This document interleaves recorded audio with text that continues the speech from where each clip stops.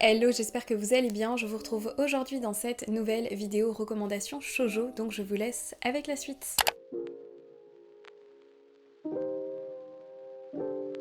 Dans cette vidéo, je vais vous parler de 5 séries courtes que j'ai adoré lire et que je vous conseille fortement de lire si ce n'est pas déjà le cas. Donc en moyenne, elles font à peu près moins de 10 tomes. Je crois que la plus longue fait 8 tomes. Ouais, c'est quand même des séries assez courtes et je sais que de temps en temps, avoir des séries courtes quand on veut acheter de nouveaux mangas ou alors quand on veut commencer à lire des mangas, c'est quand même pas mal pour le portefeuille. Donc je vais commencer tout de suite. Évidemment, sur chacun des mangas que je vais vous présenter, je vous mettrai des planches, comme ça vous permet de vous faire une idée en fait sur le chara design et si potentiellement c'est quelque chose qui peut vous plaire au niveau du graphisme. Donc je vais commencer tout de suite avec la première série. Cette série est clairement rentrée dans mes coups de cœur et je vous la conseille fortement. Et donc c'est le manga Last Carter de Ai Yazawa. C'est une série qui est composée de 3 tomes et qui est éditée chez Delcourt et en fait qui a été réimprimée là en juillet 2022, donc c'est vraiment récent. Et si vous voulez clairement lire ce manga, je vous conseille fortement de vous la procurer parce que très souvent les mangas d'Ai Yazawa partent hyper vite dès qu'ils sont réimprimés, donc c'est vraiment une galère à avoir. Donc il faut savoir que quand j'ai acheté ce manga et que je vous ai fait le résumé dans mes achats manga, c'est pas exactement le vrai résumé, c'est en fait le résumé qu'il y a derrière la jaquette.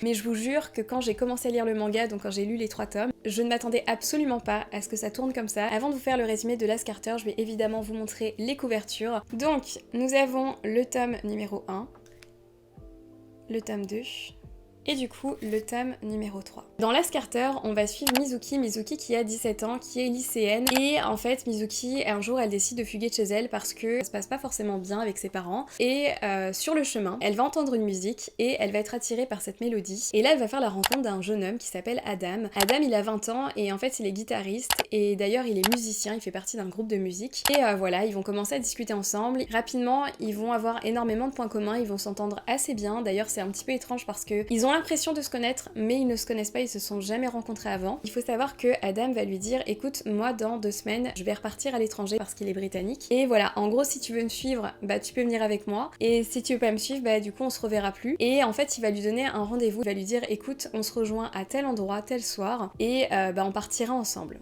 Donc là, notre héroïne, elle hésite un tout petit peu, mais on va dire qu'elle hésite pas longtemps. Du coup, Mizuki va partir à ce rendez-vous pour rejoindre Adam. Sachant que parallèlement, on va suivre une jeune fille qui s'appelle Otaru qui se réveille du coma parce qu'elle a été renversée par une voiture. On va dire que Otaru, elle va devoir reprendre sa vie comme avant, donc elle va revoir ses amis, elle va du coup retourner à l'école, et comme elle n'a toujours pas retrouvé son chat, un soir en étant partie à la recherche de son chat, elle va entendre une mélodie qui va l'attirer, et cette mélodie-là provient d'une maison qui a l'air inhabitée. Et là, elle va faire la rencontre d'une jeune femme qui s'avère être visuellement Mizuki. Voilà. Mais en fait, cette jeune femme, elle ne se souvient pas de grand chose, elle sait pas ce qui s'est passé, et justement, bah, Otaru va lui rendre visite régulièrement pour essayer de l'aider à retrouver la mémoire. Je vais pas vous en dire plus parce que ce serait vraiment du spoil. Si vous aimez les shoujo, que vous aimez l'univers d'Ai Yazawa, ou alors que vous avez envie de découvrir un petit peu l'univers d'Ai Yazawa, parce que du coup on est vraiment dans quelque chose d'assez dramatique, mais c'est un manga qui est assez envoûtant, qui est assez émouvant, que j'ai adoré lire, j'ai complètement été à fond dans l'histoire, et c'est pour ça que je vous le recommande, parce que je trouve que c'est un manga qui est prenant, qui te prend aux tripes, et je trouve que Ai Yazawa, elle a vraiment ce style qui est propre à elle, et qui fonctionne très bien. Le deuxième manga que je vais vous montrer, je pense que ça ne va pas étonner grand monde. Si vous avez déjà regardé mes achats manga, vous savez que ça a été un énorme coup de cœur. Je vais pas faire durer le suspense plus longtemps, et donc c'est le manga Chocolat et Vanilla de Moyoko Hano. Et donc c'est un manga qui est composé de 8 tomes et c'est édité chez Kolokawa. Il faut savoir que c'est toujours imprimé, donc si vous voulez l'acheter en neuf, c'est possible. Sinon, vous pouvez trouver largement les tomes en occasion sur Vinted, sur Le Bon Coin, ou alors en boutique d'occasion. Alors, je vais vous montrer les couvertures et après je vous parle de Chocolat et Vanilla. Donc le tome numéro 1 avec Chocolat, le tome numéro 2. J'aime beaucoup les couvertures, je les trouve juste magnifiques. J'adore les couleurs en fait qu'elle utilise et je trouve que les dessins sont vraiment très beaux. Alors on a du coup le tome numéro 3 avec Chocolat et Pierre, le tome numéro 4 avec Chocolat, le tome 5, ça c'est un de mes préférés parce que du coup on en apprend davantage sur Chocolat et sur Pierre. On a le tome numéro 6, voilà, le tome 7 et du coup le tome final qui est le tome numéro 8. Les dessins sont incroyables, j'adore. Alors dans Chocolat et Vanilla, on va suivre du coup 2 petites filles qui, je crois, ont 12-14 ans, elles sont très jeunes, et qui vivent toutes les deux dans le royaume magique, et il s'avère qu'elles vont toutes les deux être sélectionnées pour participer à une sorte de concours qui consiste en fait à choisir qui sera la future reine du royaume magique. Et donc elles sont toutes les deux sélectionnées pour être envoyées sur Terre, et elles vont devoir du coup récolter un maximum de cœurs, et donc celle qui récoltera le plus de cœurs deviendra donc la reine du royaume magique. Il faut savoir qu'on a 2 personnalités qui sont complètement opposées. D'un côté on a Chocolat qui se laisse pas trop faire, qui s'entend très bien avec les garçons, Manon qui d'ailleurs est plutôt du genre à les bâcher. Enfin voilà, elle est beaucoup dans l'interactivité vis-à-vis des garçons. Elle est très rigolote Chocolat, elle est très gaie, enfin moi j'aime beaucoup ce personnage. Et d'un côté du coup on a Vanilla. Vanilla c'est une fille qui est plutôt réservée, qui est assez timide. D'ailleurs dans le manga on va également faire la rencontre de certains personnages qui ont une importance, notamment Lovin. Lovin c'est le tuteur qui tout simplement s'occupe de Chocolat et Vanilla et qui s'avère être un sorcier qui sur Terre est une sorte de rockstar. Il est énormément adulé par les femmes. C'est une sorte de lover. Et aussi on a un autre personnage qui va rapidement avoir une importance dans le manga qui s'avère être Pierre. Pierre c'est un garçon qui est plus âgé que Chocolat et Vanilla et c'est un garçon qui est un peu snob, qui a l'air très prétentieux, qui a l'air très hautain. Et en fait au fur et à mesure de l'histoire on va du coup en apprendre davantage sur Pierre et sur le lien qu'unit en fait Pierre et Chocolat. Donc j'ai trouvé ça assez intéressant, ce que j'avais pas forcément vu dans l'animé quand j'étais enfant. Et je vous conseille de pas forcément rester sur l'image de l'animé parce que je trouve que l'animé il est bien, mais c'est pas pareil en fait. Le manga il a une autre saveur et voilà, je vous le conseille à 100%. Alors là, on va parler de Un baiser à la vanille de Rina Yagami. Et donc c'est un manga qui est édité chez Soleil Manga dans la catégorie donc shoujo. Et c'est du coup un manga qui est composé de 6 tomes. Sachant que l'histoire se passe vraiment sur les 5 premiers tomes. Le tome 6 c'est plutôt un tome, comme le tome 13 par exemple de Daytime Shooting Star. C'est un tome on va dire complémentaire. On les voit dans le futur mais on n'en apprend pas davantage sur eux. Donc voilà, vous pouvez largement commencer avec les 5 premiers tomes. Je vais vous montrer les couvertures et vous allez voir c'est des dessins qui sont super mignons. Donc on a le tome numéro 1, le tome numéro 2, le 3, le 4.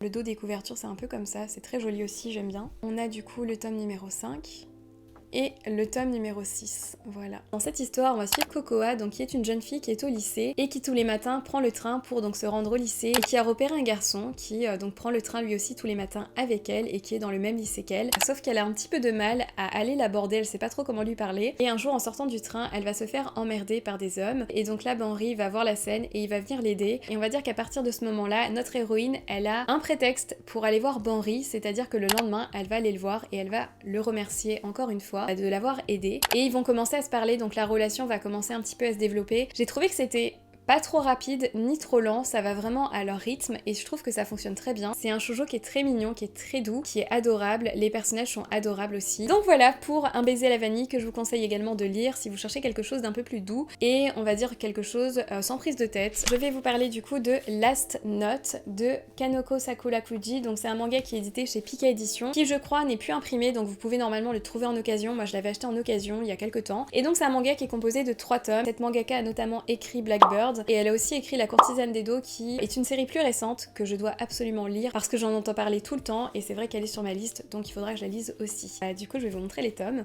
On a le tome numéro 1, le 2, voilà, et du coup le dernier tome qui est le tome numéro 3 qui est très joli aussi, j'aime beaucoup les dessins. Dans Last Note, on va suivre du coup Emiru qui est une jeune fille, je crois qu'elle est au lycée, et qui va un jour faire la rencontre de 2 jeunes hommes qui travaillent dans une boutique, et c'est une boutique qui vend de l'encens. Et notamment, ils ont un encens un petit peu particulier qui s'appelle l'encens des âmes, et en fait c'est un encens qui permet de communiquer avec l'âme des défunts, et normalement si je me trompe pas, le grand-père d'Emiru est le fournisseur de cet encens assez particulier. Après il faut savoir qu'il y a une romance dans l'histoire, mais elle est très peu présente, c'est pas forcément le sujet principal. Pour ma part ça m'a pas forcément dérangée, parce que c'est pas pour ça que j'avais acheté le manga, je l'avais vraiment acheté parce que le coup de l'encens des âmes m'avait énormément intriguée. Et d'ailleurs les scènes les plus touchantes c'est quand t'as des personnes qui viennent acheter ce fameux encens et qui donc vont faire du coup brûler un des bâtons d'encens. Et j'ai trouvé que ces scènes étaient hyper émouvantes, hyper tristes évidemment, mais à la fois c'est toujours sur un ton assez positif et ça c'est aussi quelque chose qui m'a beaucoup plu. Donc voilà pour ce manga que je vous conseille également de découvrir de votre côté. Alors le dernier manga de la vidéo, j'étais obligée de vous en parler dans cette vidéo parce que je ne me voyais pas faire une première partie sans vous citer ce manga même s'il est extrêmement connu. C'est un manga que j'ai énormément adoré, qui m'a pas mal parlé, et c'est un manga que je conseille tout le temps à tout le monde quand on me demande quel manga lire. Et donc c'est Orange, voilà, Orange de Ichigo Takano, donc c'est édité chez Akata, et c'est une série qui est composée du coup de 7 tomes. Alors il faut savoir que l'histoire principale se situe plutôt, je dirais,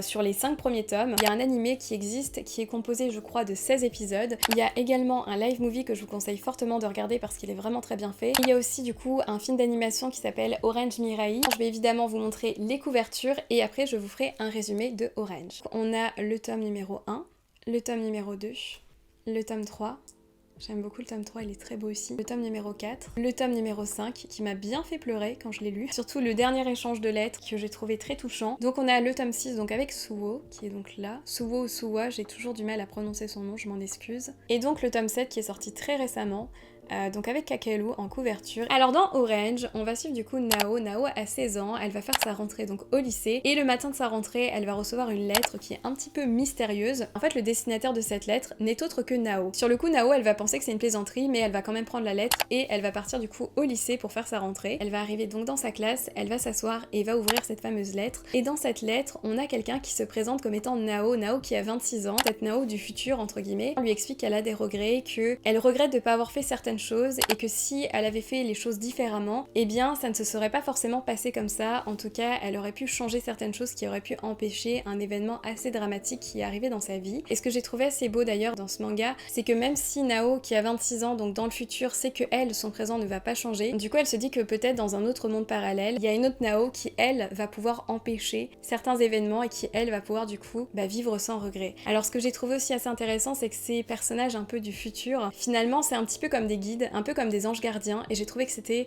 assez puissant, assez fort, c'est assez émouvant. Il faut savoir d'ailleurs qu'on va suivre du coup notre Nao qui a 16 ans et qui vit sa vie de lycéenne, qui va d'ailleurs faire la rencontre de Kakeru qui est donc un nouvel étudiant qui arrive dans la classe et qui s'avère être quelqu'un pour qui elle va rapidement avoir un coup de cœur. Et on a également du coup Nao qui a 26 ans et qui donc a sa vie de famille et qui vit avec ses regrets, et on va apprendre au fur et à mesure pourquoi elle a des regrets. Donc voilà pour Orange, j'espère que ça vous donnera envie d'aller lire Orange, et si c'est le cas, n'hésitez pas à me le dire sous une prochaine vidéo YouTube ou alors à me le dire sur Instagram. La vidéo est terminée, j'espère qu'elle vous a plu. Je pense peut-être faire une seconde partie parce que j'ai d'autres mangas à vous présenter dans une prochaine vidéo, donc sur des séries courtes. Si ça vous intéresse, dites-moi en commentaire. Évidemment, si la vidéo vous a plu, n'hésitez pas à me laisser un pouce bleu, moi ça motive et ça me permet du coup de voir si ce format-là vous plaît. Et d'ailleurs, si vous n'êtes pas encore abonné à ma chaîne, abonnez-vous, c'est 100% gratuit et vous êtes les bienvenus. Sur ce, je vous laisse, je vous dis à bientôt pour une prochaine vidéo. Ciao!